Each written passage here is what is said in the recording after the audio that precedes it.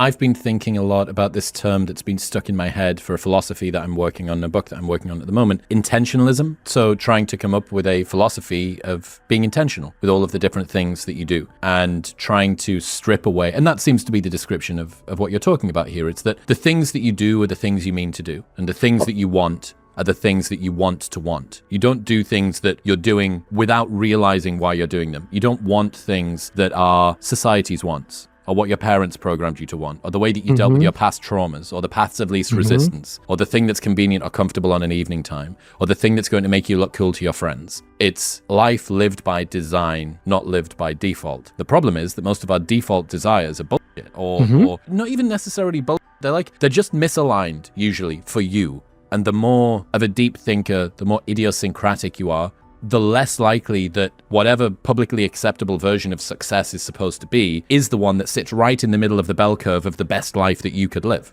That's interesting. I do think that a lot of the stuff that's in people's minds is bullshit, not just misaligned. And I do think that it takes some time to see the default bullshit as bullshit, because most people identify themselves with that bullshit.